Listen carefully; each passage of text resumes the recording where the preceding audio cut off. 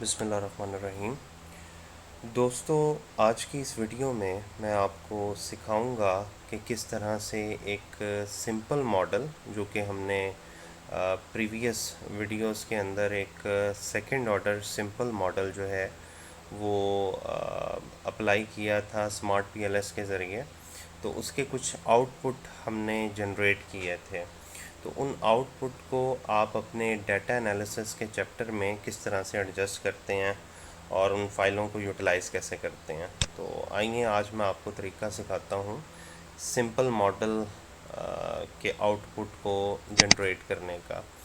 जब आप chapter number 4 बना रहे होते हैं, स्पेशली एक रिसर्च पेपर या एक बीएस लेवल का रिसर्च प्रोजेक्ट या एमफिल लेवल का एक रिसर्च प्रोजेक्ट, तो नॉर्मली एक demographic and socio economic summary के नाम से टेबल होता है, जो मैंने एक अलग वीडियो में सिखाया हुआ है कि वो कैसे बनता है। उसके बाद आपने मेजरमेंट मॉडल या जिसको हम आउटर मॉडल भी कहते हैं, उसको यहाँ पर एडजस्ट करना होता है। फिर आउटर लोडिंग, फिर convergent validity, then discriminant validity, फिर मॉडल फिटनेस और फिर इनर मॉडल या सेम मॉडल जिसको हम कहते हैं, उसे यहाँ पे एडजस्ट करना होता है। तो ये चीज़ें आती कैसे हैं? प्रीवियस वीडियो में मैंने आपको एस्टिमेशन टेक्निक सिखाई थी कि आप स्मार्ट पीएलएस के ज़रिए किस तरह से एक सेकंड ऑर्डर सिंपल मॉडल जिसमें मीडिएशन या मॉडरेशन शामिल ना हो, वो कैसे बनाते हैं और उसके आउटपुट को कैसे सेव करते हैं। तो आउटपुट को डेटा एनालिसिस वाला जो चैप्टर होता है, chapter number 4 for our research paper, वो लाने का तरीका मैं आपको सिखाता हूँ। तो सबसे पहले मैं मेजरमेंट मॉडल या आउटर मॉडल को यहाँ पे एडजस्ट करता हूँ, जो कि हमारा एक फिगर नंबर 2 है। फिगर नंबर 1 क्योंकि आपका कंसेप्चुअल मॉडल होता है, तो फिगर नंबर 2 आपका मेजरमेंट या आउटर मॉडल होगा। तो यहाँ से हम इंसर्ट पे जाएंगे, पिक्चर्स पे जाएंगे और जहाँ पे हमने अपना फोल्डर रखा हुआ है वहाँ जाएंगे, सिंपल मॉडल, और ये है मेजरमेंट मॉडल। इसको हम यहाँ पर लाकर इंसर्ट कर देंगे। तो ये इंसर्ट हो चुका है। ये प्रीवियस वीडियो में जो कि वीडियो नंबर 8 बनती है तरतीब के तहत, उसके अंदर मैंने इस मॉडल को कैप्चर करने का तरीका बताया था कि किस तरह से आप पिक्चर को सेव कर सकते हैं। इसी तरह आप अपना जो है वो इनर मॉडल या सेम मॉडल जो हमने बूट स्ट्रैपिंग के ज़रिए जो टी वैल्यूज़ कैलकुलेट की थी, उसकी बेस पे भी हमने एक पिक्चर को सेव किया था। तो इंसर्ट पे जाएंगे, पिक्चर्स पे जाएंगे और जो स्ट्रक्चरल मॉडल के अंदर हमने सेव की है पिक्चर, उसे यहाँ ले आएंगे। अब इन दोनों में फ़र्क ये है कि जो मेजरमेंट मॉडल होता है, मेजरमेंट मॉडल, उसके अंदर आउटर लोडिंग वैल्यूज़ आपको नज़र आएंगी। जितने भी फैक्टर्स आपने यूज़ किए हैं उनकी आउटर लोडिंग वैल्यू प्लस ये जो स्ट्रक्चर्स आपको नज़र आ रहे हैं, यानी ये जो दो इंडिपेंडेंट वेरिएबल हैं डिपेंडेंट को अफेक्ट कर रहे हैं, यहाँ पर आपको कोफिशेंट्स की वैल्यू या पाथ कोफिशेंट्स की वैल्यू नज़र आएंगी। जबकि जो स्ट्रक्चर मॉडल होगा, जिसको हम सेम मॉडल भी कहते हैं, उसमें जो आपको वैल्यूज़ नज़र आएंगी वो सारी की सारी टी वैल्यूज़ होंगी। और सिग्निफिकेंस के लिए हमारे पास कम से कम 1.96 की वैल्यू होना ज़रूरी है एज ए टी वैल्यू। तो ये दो एडजस्ट करने के बाद हमें जो नेक्स्ट चीज़ रिक्वायर्ड है वो आउटर लोडिंग है। तो इसके लिए हम जो एल्गोरिदम का टेबल था जो हमने पहले कैलकुलेट किया था, एल्गोरिदम का टेबल जो हमने सेव किया था एल्गोरिदम की एस्टिमेशन से, उसमें जब आप जाएंगे तो यहाँ पे फाइनल रिज़ल्ट्स के नाम से आपके पास बहुत सारे ऑप्शन आ रहे हैं। तो इसमें से आउटर लोडिंग को सबसे पहले आपने पिक करना है। इसे जब आप क्लिक करेंगे तो ये एक आउटर लोडिंग के नाम से आपको टेबल बना हुआ नज़र आ रहा है। आप इसको थोड़ा सा एडजस्ट कर लें ताकि ये आपके लिए कॉपी करके पेस्ट करना इजी हो। तो यहाँ से इसको थोड़ा सा हम एडजस्ट कर लेते हैं। It will take some time but be patient कि आपने बहुत ज़्यादा जल्दी नहीं करना। तसल्ली के साथ आराम से आपने चीज़ों को एडजस्ट करते जाना है।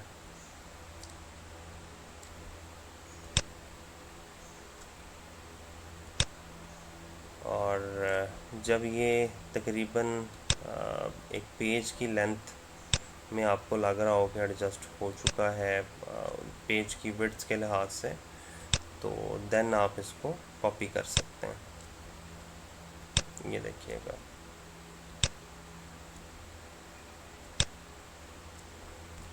अब हम इसको यहाँ से कॉपी करते हैं इस टेबल को।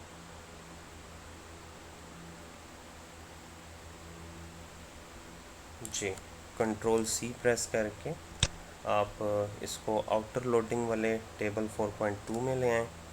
जब आप यहाँ पर आकर पेस्ट करेंगे तो ये कुछ इस तरह का दिखाई देगा, लेकिन हमने इसको अभी एडजस्ट करना है।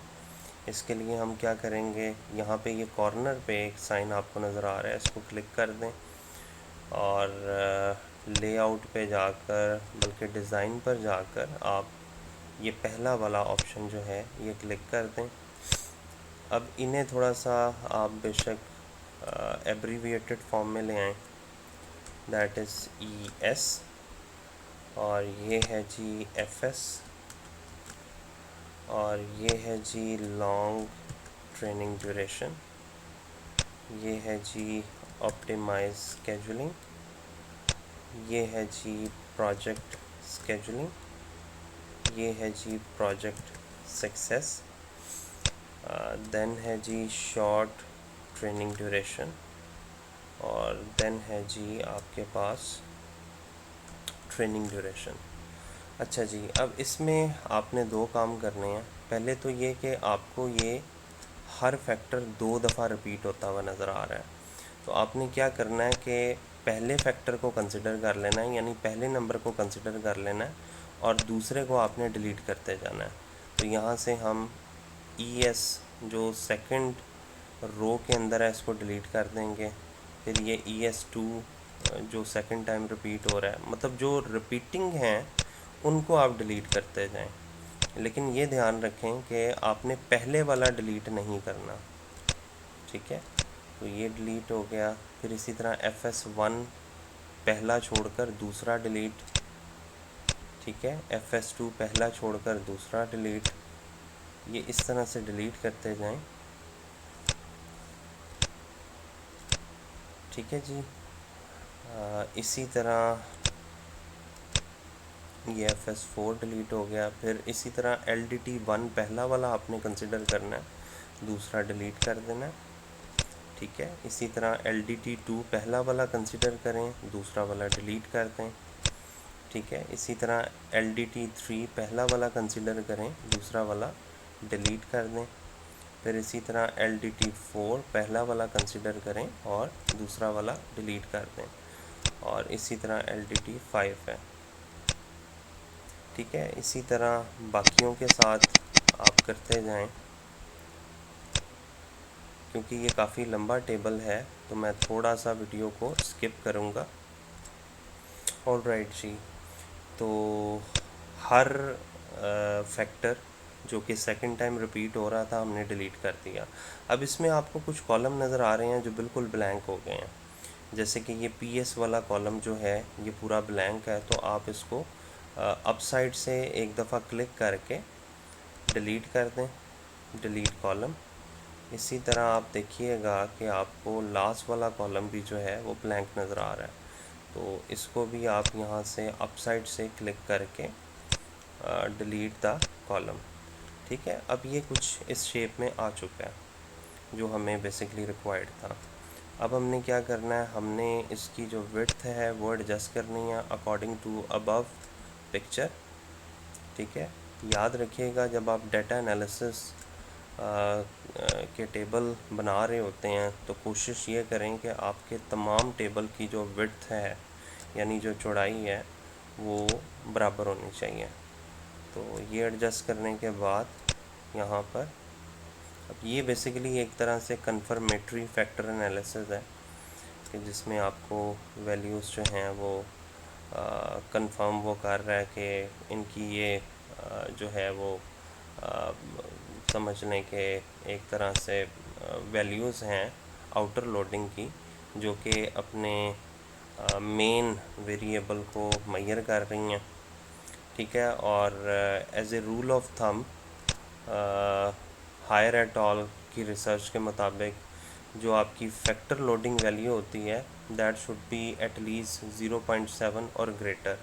तो यहाँ पे तमाम वैल्यूज़ आपको 0.7 या उससे ग्रेटर नज़र आ रही हैं। इट्स मीन कि ये आपके जो फैक्टर्स हैं ये कंफर्म्ड फैक्टर्स हैं। ठीक है, ये टेबल बनाने के बाद यहाँ पे आप बेशक फैक्टर्स लिख दें। बाद स्टडीज़ में ये होता है कि इन्हें रिप्लेस कर दिया जाता है मुतलका स्टेटमेंट से।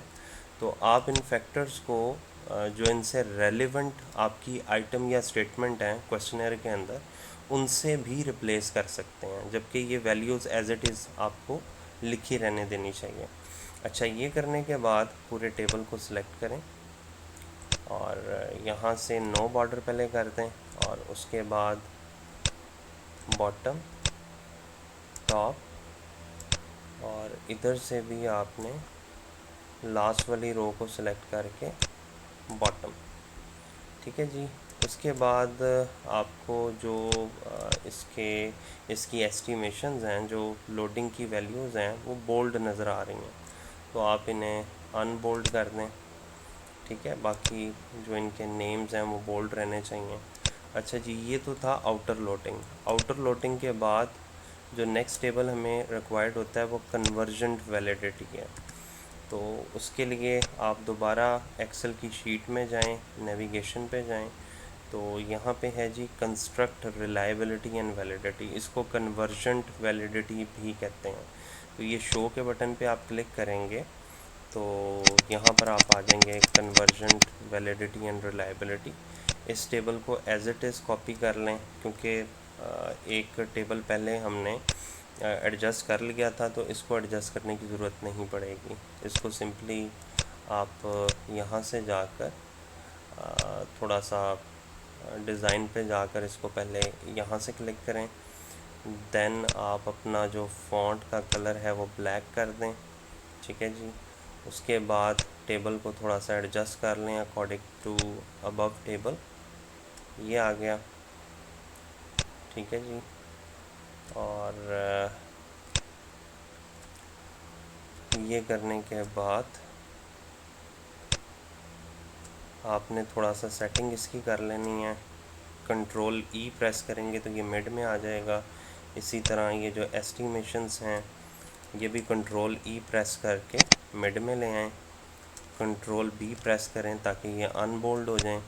उसके बाद टेबल को सिलेक्ट करें, नो बॉर्डर कर दें, फर्स्ट रो को सिलेक्ट करें। ठीक है जी, बॉटम, टॉप और इधर से लास्ट रो को सिलेक्ट करें, बॉटम। ठीक है जी। इसके अलावा आप इसको इस तरह से भी एडजस्ट कर सकते हैं। अच्छा, इसमें मैं थोड़ा सा आप लोगों को बताता चलूँ। ये पहला कॉलम जो है that is Cronbach alpha values, जो कि बेसिकली रिलायबिलिटी एनालिसिस को शो करता है। ये कॉलम SPSS के ज़रिए भी आप कर सकते हैं, लेकिन यहाँ पर क्योंकि डायरेक्टली ये इसको कैलकुलेट कर लेता है, तो इसमें भी जो मिनिमम क्राइटेरिया है वो 0.7 है। RHOA, इसमें भी जो मिनिमम क्राइटेरिया रिलायबिलिटी के लिए वो 0.7 है। कंपोजिट रिलायबिलिटी में भी जो मिनिमम क्राइटेरिया वो 0.7 है, लेकिन ये जो एवरेज वेरिएंस एक्सट्रैक्टेड होता है इसमें जो मिनिमम क्राइटेरिया है वो 0.5 है। तो ये बस आप लोगों ने ध्यान रखना है कि इसकी वैल्यू 0.5 से कम नहीं होनी चाहिए। अगर कम है तो उसकी किसी आइटम को डिलीट करना पड़ेगा।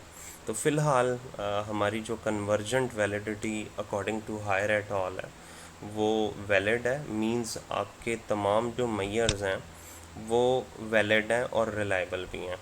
उसके बाद जो है वो डिस्क्रिमिनेंट वैलिडिटी है। जो यहाँ पे मैं एक चीज़ ऐड करता चलूँ कि कन्वर्जेंट वैलिडिटी जो होती है ये बेसिकली किसी भी मेजर की इंटरनल वैलिडिटी को शो करता है, इंटरनल वैलिडिटी एंड रिलायबिलिटी। जबकि जो डिस्क्रिमिनेंट वैलिडिटी होती है इसको हम एक्सटर्नल वैलिडिटी भी कहते हैं। तो किसी भी मेजर के लिए इंटरनली भी रिलायबल होना ज़रूरी है और एक्सटर्नली भी रिलायबल होना ज़रूरी है। बाज़ औक़ात एक फैक्टर जो है वो इंटरनली तो रिलायबल होता है, एक्सटर्नली रिलायबल नहीं होता। तो इसके लिए हम यहीं पर टेबल के नीचे डिस्क्रिमिनेंट रिलायबिलिटी आपको गिवन है, तो इसको आप यहाँ से एज इट इज़ कॉपी करें और इसको यहाँ पर पेस्ट कर दें।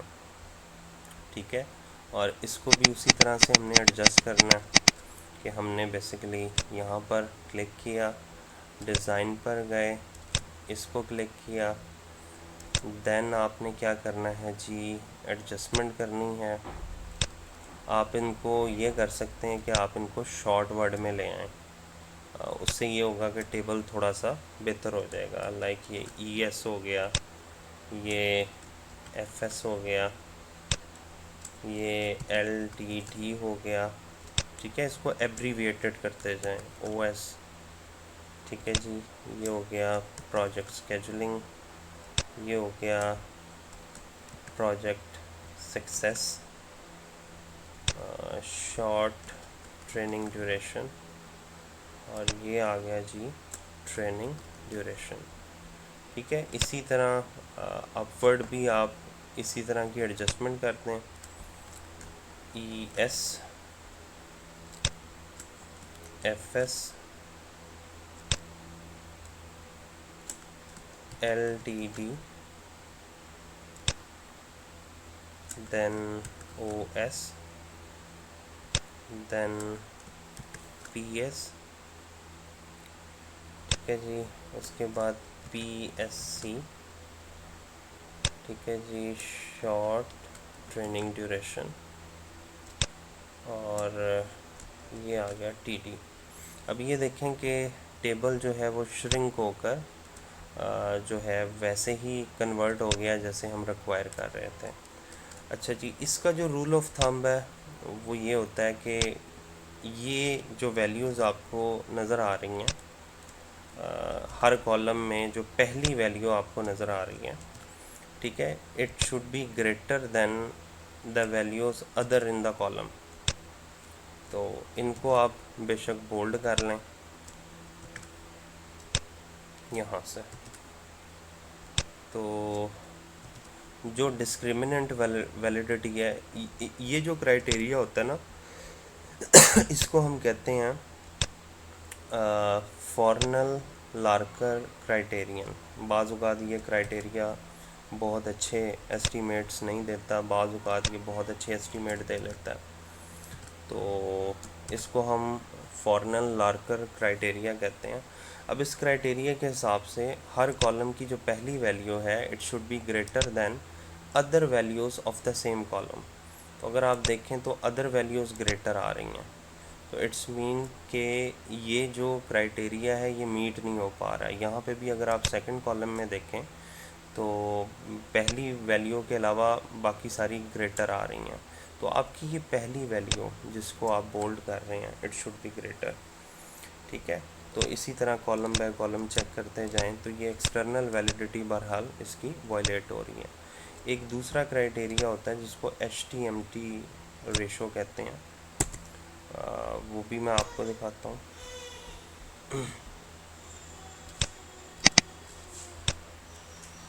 ये है जी, ये भी फ़िलहाल रेड में शो हो रहा है। इट्स मीन के HTMT रेशो वाला जो क्राइटेरिया है वो भी यहाँ पे मीट नहीं हो रहा।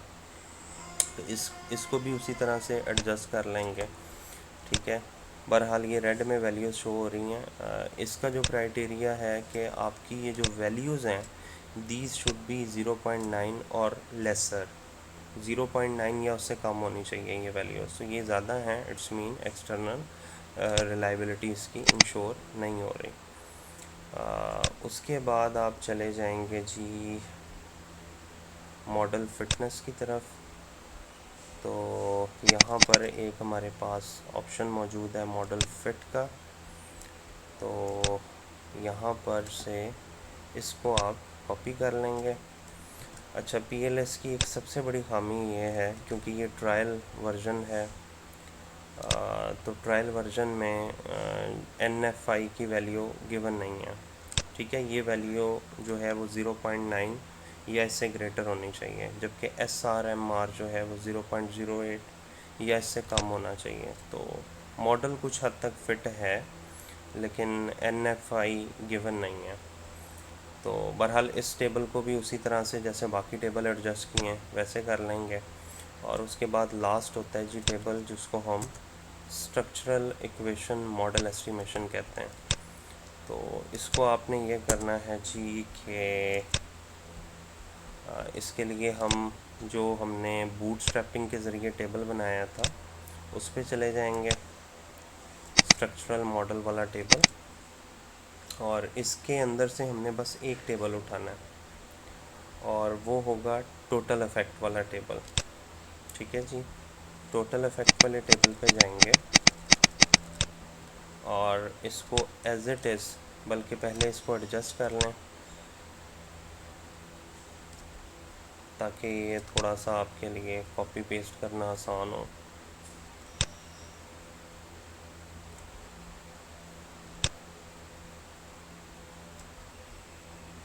ये जी इस तरह से इसको एडजस्ट करें, यहाँ से भी इसको एडजस्ट कर लें और इसको कर लें जी कॉपी और यहाँ पर आकर इसको पेस्ट कर लें। It is just like regression analysis. इसको भी आप शॉर्ट कर सकते हैं, इनको भी आप शॉर्ट कर सकते हैं।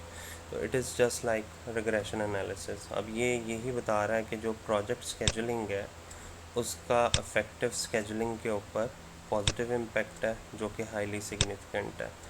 ठीक है, इसी तरह प्रोजेक्ट स्केजुलिंग का फ्लेक्सिबल स्केजुलिंग के ऊपर पॉजिटिव इम्पेक्ट है जो कि highly significant, and so on. तो इन टेबल को भी फॉर्मेट करके उसी तरह एडजस्ट कर देंगे और इसकी इंटरप्रिटेशन उसी तरह रिग्रेशन के फॉर्मेट में कर लेंगे। बाकी आर स्क्वायर वगैरह की वैल्यूज़ अगर आपको चाहिए हो तो वो भी ये लाइक दिस ये गिवन है। ठीक है, इसको भी आप पेस्ट कर सकते हो। ये सारे के सारे आर स्क्वायर्स हैं आपके। ठीक है, लाइक इफेक्टिव स्केजुलिंग का 92% है, फ्लेक्सिबल स्केजुलिंग का 88% है। तो इनको भी आप यहाँ से कॉपी करके आगे टेबल में कन्वर्ट कर सकते हो। तो उम्मीद करता हूँ आज की वीडियो आपको समझ आई होगी।